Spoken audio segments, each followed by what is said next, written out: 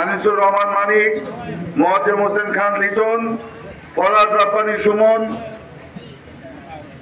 অধ্যক্ষ আজহারুল ইসলাম, আব্দুল কুদ্দুস, আমাদের UP chairman Humayun Kabir, সাবেক chairman Gaziur Rahman, UP chairman Mahatala ইউনিয়নের জনাব টোটন, দক্ষিণ মাঝপাড়া ইউনিয়নের হুমায়ুন কবির সহ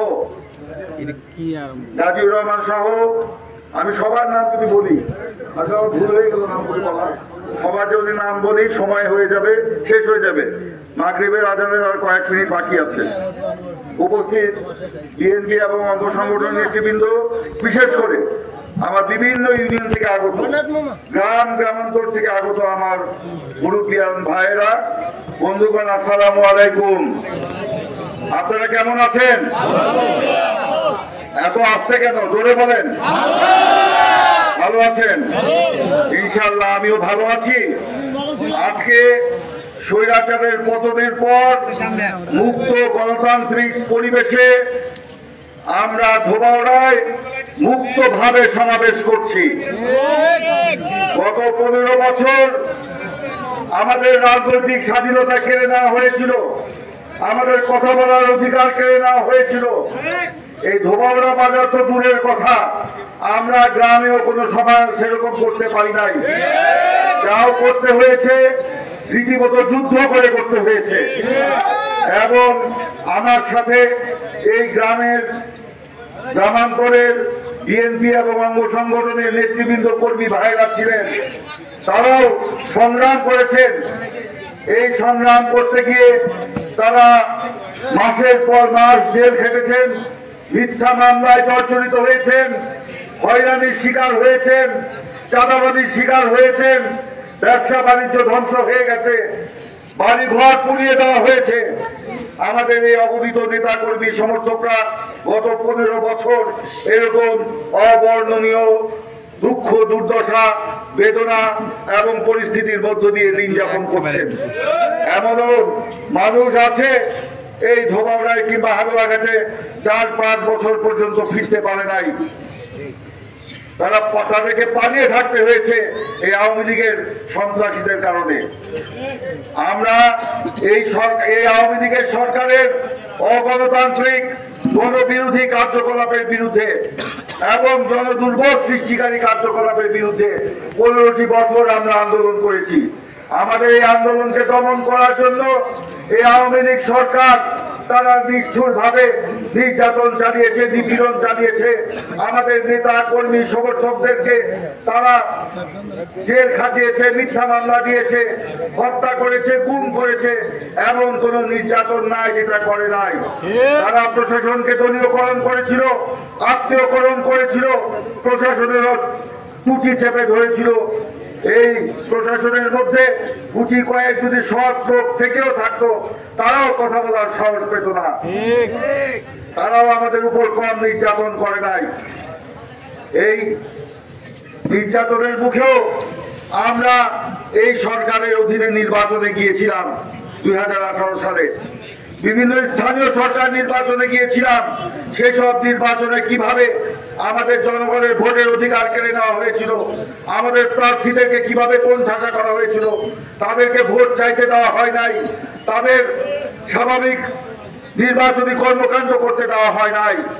সেখানে জনগণের ভোটের অধিকার আওয়ামী লীগ কেড়ে নিয়েছিল। আওয়ামী লীগ জনগণের, তারা বলে তারা নাকি ভোট ও ভাতের অধিকার সংগ্রাম করেছে। তাই যদি হয়ে থাকে, ক্ষমতায় এসে তারা যে দুটি কাজ করেছে, জনগণের ভোটের অধিকার কেড়ে নিয়েছিল, জনগণের ভাতের অধিকারও তারা কেড়ে নিয়েছিল। নিত্য প্রয়োজনীয় দ্রব্যমূল্য লাফিয়ে লাফিয়ে বৃদ্ধি পেয়েছিল। বিদ্যুতের দাম, সারের দাম, তেলের দাম, ভোজ্য দ্রব্যের যে তেল, সোয়াবিন তেলের দাম কিংবা কেরোসিন, অকটেনের দাম লাফিয়ে লাফিয়ে বাড়িয়ে দেওয়া হয়েছিল। জনগণের ক্রয় ক্ষমতার বাইরে চলে গিয়েছিল। জনগণের জীবন জীবিকা সবকিছু সংকুচিত হয়ে গিয়েছিল। ব্যবসা নাই, বাণিজ্য নাই, মানুষ কাজ হারিয়ে গ্রামে ফিরে এসেছে, সেখানেও কাজ করতে পারে নাই, বাধ্য হয়ে তারা সামাজিক অবক্ষয়ের মধ্যে ঢুকে পড়েছিল। এরকম পরিস্থিতিতে আওয়ামী লীগ আপনারা দেখেছেন সমগ্র বাংলাদেশকে তারা বন্দী করেছিল, মানুষের কথা বলার অধিকার কেড়ে নিয়েছিল। কেউ যদি তু শব্দটি করতো তাহলে তাদের যে নির্যাতন নিপীড়ন সেটা কারো উপরে কম ছিল না। আপনাদের ধোবাউড়াতেই আমাদের অনেক নেতা কর্মীকে তারা এরকম নির্যাতন নিপীড়নের শিকার করেছে। আজকে এরকম পরিস্থিতিতে আমরা যখন আন্দোলনরত ছিলাম তখন আপনারা দেখেছেন গত 7ই জানুয়ারি কিভাবে আমাদের ভোটের অধিকার এই সরকার কেড়ে নিয়েছিল। আমরা আপনাদের বলেছিলাম তোমরা এতই যদি বলো উন্নয়ন হয়েছে তাহলে নিরপেক্ষ সরকারের অধীনে নির্বাচন দিতে তোমাদের ভয় কোথায়? কিন্তু তারা জানে নিরপেক্ষ নির্বাচন হলে তারা 10টি আসনও পাবে না। সেই কারণে তারা আবারও আওয়ামী লীগের অধীনে দামি নির্বাচন করে দামি সংসদ, দামি সরকার গঠন করেছিল। বিএনপির 27,000 নেতাকর্মীকে গ্রেপ্তার করা হয়েছিল। সেই সময় আমাদের 22 জন নেতাকর্মীকে নির্মম ভাবে হত্যা করা হয়েছিল। এরপরে দেখেছেন যে কোটা সংস্কার নিয়ে যখন সাধারণ শিক্ষার্থীরা আন্দোলন করেছিল, বিএনপি সেই কোটা সংস্কার আন্দোলনে সর্বাত্মক ভাবে সমর্থন দিয়েছিল। শুধু সমর্থনই নয়, আমরা তাদেরকে সর্বাত্মক ভাবে সহযোগিতা করেছি। এই ধোবাউড়া বলেন, হালুয়াঘাট বলেন, ময়মনসিংহ বলেন, ঢাকা বলেন, সব জায়গাতেই আমাদের সাধারণ নেতাকর্মী সমর্থকরা কোটা বিরোধী আন্দোলনে তারা সক্রিয়ভাবে অংশগ্রহণ করেছিল। কারণ আমরা যেহেতু আমরা নির্যাতিত, আমরা নিষ্পেষিত, আমরা নিগৃহীত, যখনই কোনো আন্দোলন হয়েছে আমাদের নেতাকর্মী সমর্থকরা সেই আন্দোলনে যোগ দিয়েছে, এই সরকারের বিরুদ্ধে তাদের ক্ষোভের বহিঃপ্রকাশ ঘটিয়েছে। আপনারা দেখেছেন এই ছাত্র জনতার যে আন্দোলন, সে আন্দোলনকে কিভাবে নির্মম ভাবে নির্যাতন করা নিপীড়ন করা হয়েছিল। যখন ছাত্ররা আন্দোলন শুরু করলো তখন শেখ হাসিনা বললেন যে কি বললো যে চাকরি পাবে রাজাকারের বাচ্চা, কি বললো মুক্তিযোদ্ধার সন্তানেরা না রাজাকারের বাচ্চারা, রাজাকারের নাতিপুতিরা। আমরা চাই মুক্তিযোদ্ধার সন্তানরাও চাকরি পাক, সকল জনগণ চাকরি পাক, কিন্তু সেটা একটা নিয়মের মধ্য দিয়ে। তারা সেই মুক্তিযোদ্ধা কোটাকে অপব্যবহার করে আওয়ামী লীগের দলীয় লোকজনকে সেখানে চাকরির সুযোগ করে দিচ্ছিল। জনগণ আপনার সেখানে ক্ষেপে উঠেছিল, বিস্ফোরিত হয়েছিল। সেই আন্দোলনকে শেখ হাসিনা কিভাবে দমন করতে চেয়েছিল। আমি বলতে চাই এই আন্দোলন যে আজকে এত নৃশংসতা, এত ধ্বংসাত্মক পরিস্থিতির মধ্যে গিয়েছে, সহিংসতার মধ্যে দিয়ে গিয়েছে, আমাদের সাধারণ ছাত্র ছাত্রী সহ 1500 মানুষকে এরা হত্যা করেছে এই গত 1 মাসে। এখনো লাশ ভেসে উঠছে নদীতে, গণকবরের সন্ধান পাওয়া যাচ্ছে। কত মানুষ তারা মেরেছে এখনো কোনো হিসাব নেই। আমরা দেখেছি ইসরায়েল প্যালেস্টাইন ফিলিস্তিনিদের উপরে হেলিকপ্টার থেকে গুলি করছে, আর দেখলাম এখানে হাসিনা হেলিকপ্টার করে গুলি করে আমাদের ছাত্রদের হত্যা করেছে। হত্যাযজ্ঞের হাত থেকে এদেশের 4 বছরের শিশু থেকে 16 বছরের কিশোর, 20 বছরের যুবক, 60 বছরের বৃদ্ধ, 72 বছরের বৃদ্ধা কেউ বাদ যায় নাই। আজকে এই নির্মমতা বর্বরতা এমন পর্যায়ে গিয়েছে, আমি বলতে চাই এগুলো যে পরিস্থিতি সৃষ্টি হয়েছে এই জন্য একমাত্র শেখ হাসিনাই দায়ী। তার জেদ, তার রাগ, তার ক্ষোভ, তার যে অহংকার, তার অহমিকা, তার যে আমিত্ব এবং তার যে কর্তৃত্ববাদী মনোভাব, এই কারণেই আজকে বাংলাদেশ ধ্বংসের পথে গিয়েছে। তিনি নিজেও বলেছেন আওয়ামী লীগকেও মেরেছেন। আওয়ামী লীগের নেতা কর্মীদের হাতে অস্ত্র তুলে দিয়ে এই আন্দোলনকে দমন করতে চেয়েছিলেন। গত 15 বছরে আওয়ামী লীগ কি নির্যাতন করেছে আপনাদের উপর সেটা বর্ণনা দিতে গেলে দিনের পর দিন শুকিয়ে যাবে, দিন শেষ হয়ে যাবে। লিখতে গেলে কলমের কালি শুকিয়ে যাবে। পাতা শেষ হয়ে যাবে, লেখা শেষ হবে না। এই জন্য বলি যে তারা কি নির্যাতন করেছিল। এই আওয়ামী লীগের কর্মীদেরকে বেপরোয়া করেছে কে? শেখ হাসিনা। এই আওয়ামী লীগের কর্মীদেরকে দুর্নীতিবাজ হওয়ার সুযোগ দিয়েছে কে? চাঁদাবাজ হওয়ার সুযোগ দিয়েছে কে? শেখ হাসিনা। সন্ত্রাসী হওয়ার সুযোগ দিয়েছে কে? শেখ হাসিনা। আজকে শেখ হাসিনার দম্ভ, তার যে কর্তৃত্ববাদী শাসনের জন্য আজকে দেশের এই পরিস্থিতি।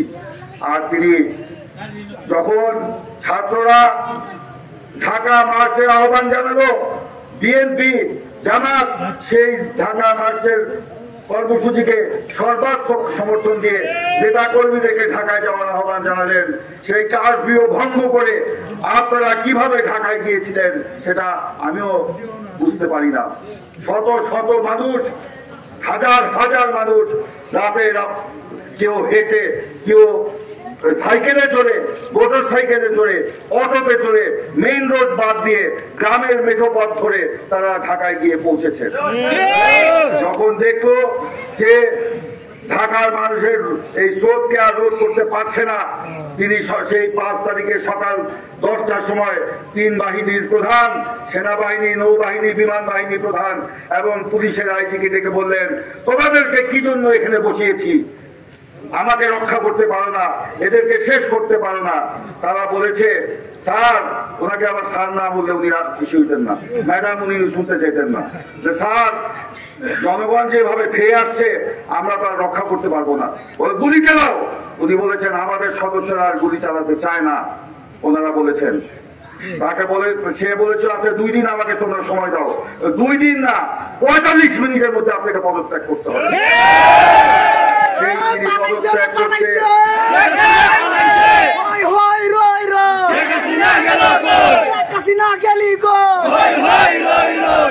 তিনি তো 45 মিনিটের মধ্যে পদত্যাগ করে হেলিকপ্টার করে বাংলাদেশ থেকে পালিয়ে গিয়েছেন। এর আগে আমরা শুনেছি শেখ হাসিনাকে বলতে, শেখ হাসিনা পালায় না। শেখ হাসিনা নাকি পালাতে জানে না। পালালো কে? আজকে দেখেন, বাংলাদেশের আগেও স্বৈরাচার ছিল, এরশাদ ছিল না? আমরা এরশাদের বিরুদ্ধে আন্দোলন করেছি না? এরশাদের বিরুদ্ধে গণ অভ্যুত্থান হয়েছিল না? হয়েছিল। সেই গণ অভ্যুত্থানের মুখে এরশাদ পদত্যাগ করেছিল, কিন্তু এরশাদও কিন্তু দেশ ছেড়ে পালিয়ে যায় নাই। তিনি বলেছিলেন আমি জেলে থাকবো, আমাকে তোমরা গ্রেফতার করো। তিনি কিন্তু জেলে গিয়েছিলেন, কিন্তু শেখ হাসিনা ওই জেলে যাওয়ার সব সাহসতা ছিল না। তিনি আওয়ামী লীগকে অস্ত্র দিয়ে রাস্তায় নামিয়ে তিনি নিজে হেলিকপ্টার করে পালিয়ে গেলেন। এরকম নেত্রী বোধহয় বাংলাদেশের ইতিহাসে আর কখনো আসে নাই।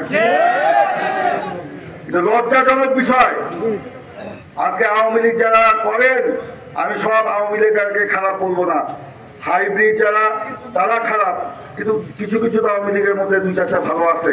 তারা আজকে লজ্জায় মুখ দেখাতে পারে না, কথা বলতে পারে না। আর ওনার সুপুত্র সজীব ওয়াজেদ জয় সেই আমেরিকাতে বসে তিনি বাণী ছাড়ছেন, এক এক দিন এক এক রকম।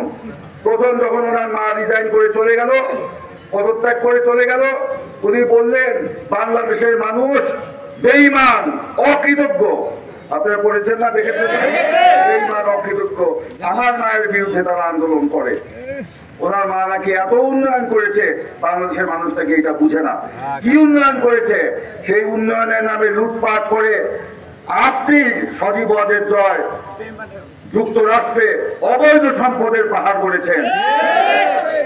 6টি ফার্ম হাউস করেছেন, সেখানে কোটি কোটি টাকা দিয়ে। আজান হচ্ছে, আজানের পরে 1